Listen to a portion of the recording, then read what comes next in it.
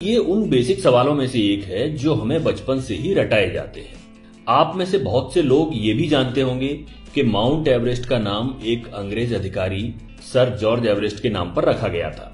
लेकिन जो आप में से बहुत से लोग नहीं जानते होंगे वो ये है कि जिन सर जॉर्ज एवरेस्ट के नाम पर माउंट एवरेस्ट का नाम रखा गया, उन्होंने न तो कभी माउंट एवरेस्ट की ऊंचाई मापी और न ही वे कभी अपने जीवन में माउंट एवरेस्ट के आसपास भी फटके।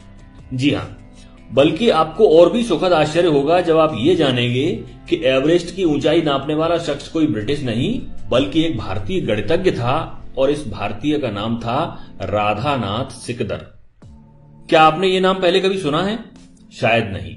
हम में से बहुतों ने नहीं सुना होगा क्योंकि हम जो इतिहास पढ़ते हैं वो ज्यादातर वही है जो अंग्रेज या विदेशी इतिहासकार हमारे लिए छोड़ गए हैं।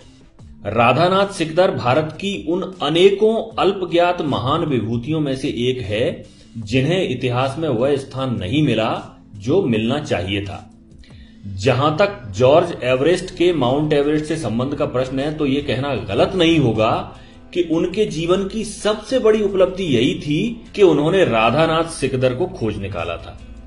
दरअसल 19वीं सदी की शुरुआत में अंग्रेजों ने भारत का मानचित्र तैयार करने के उद्देश्य से पूरे देश का एक त्रिकोणमितीय सर्वेक्षण का प्रोजेक्ट आरंभ किया था।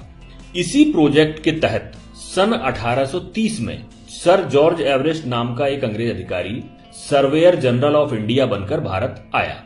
भारत आने के बाद जॉर्ज एवरेस्ट ने एक ऐसे व्यक्ति की खोज शुरू की जो स्फेरिकल ट्रिग्नोमेट्री में विशेषज्ञ हो।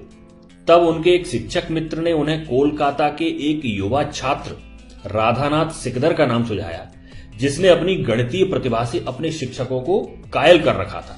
फिर क्या था, सर जॉर्ज एवरेस्ट ने राधानाथ सिकदर को अपने विभाग में कंप्यूटर के पद पर नौकरी पर रख लिया।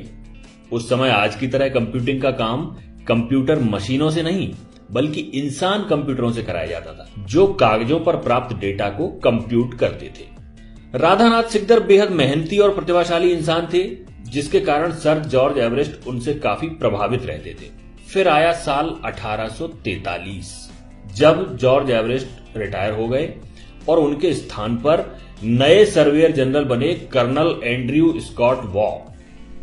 अब ध्यान रहे, अब तक माउंट एवरेस्ट, जिसे उस समय पीक एक्सवी के नाम से जाना जाता था, की ऊंचाई नापने का काम शुरू नहीं हुआ था। ये तो कर्नल एंड्रयू स्कॉट वॉ थे जिन्होंने राधानाथ को पीक एक्सवी की ऊंचाई मापने का काम सौंपा। राधानाथ अपने काम में जी जान से लग गए और सालों की कड़ी मेहनत के बाद आखिर 1852 में पीक एक्सवी की ऊंचाई बताने में सफल हुए। उन्होंने बताया कि इसकी ऊंचाई 29,002 फीट है जो दुनिया में ज्ञात सभी पर्वत चोटियों से ज्यादा है। लेकिन इसके बाद भी इसकी तत्काल घोषणा नहीं की गई क्योंकि राधानाथ अपनी हर गणना से हर तरह से संतुष्ट होना चाहते थे। सभी आंकड़े एक बार फिर से जांचे गए और आखिरकार 1856 में जब वे पूरी तरह संतुष्ट हो गए तब इस बात की आधिकारिक घोषणा की गई कि पीक एक्सवी ही दुनिया की सबसे ऊंची चोटी है। इससे पहले कंचनजंगा को दुनिया का सबसे ऊंचा पर्वत शिखर माना जाता था। खैर, अब बारी आई पीक एक्सवी का नाम रखने की। अगर भारत उस समय आजाद होता तो बहुत संभव था कि उसका नाम माउंट सिकदर या माउंट राधानाथ रखा गया होता, लेकिन उस समय तो हुकूमत अंग्रेजों की थी। तो कर्नल एंड्रयू स्कॉट वॉ ने उस चोटी के लिए नाम चुना माउंट एवरेस्ट।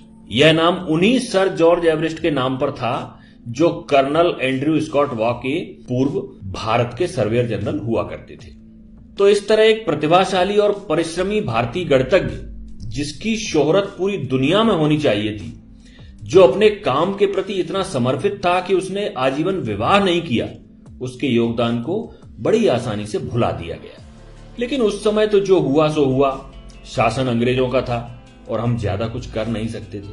परंतु दुख की बात तो यह है कि आज इतने सालों के बाद भी जब भारत आजाद हो चुका है, हम में से ज्यादातर भारतीय अपने ही देश के इस महान गणितज्ञ का नाम तक नहीं जानते हैं। क्या आपको नहीं लगता कि हमें अपने बच्चों को इतिहास के इन भूले बिसरे नायकों के बारे में बताना चाहिए?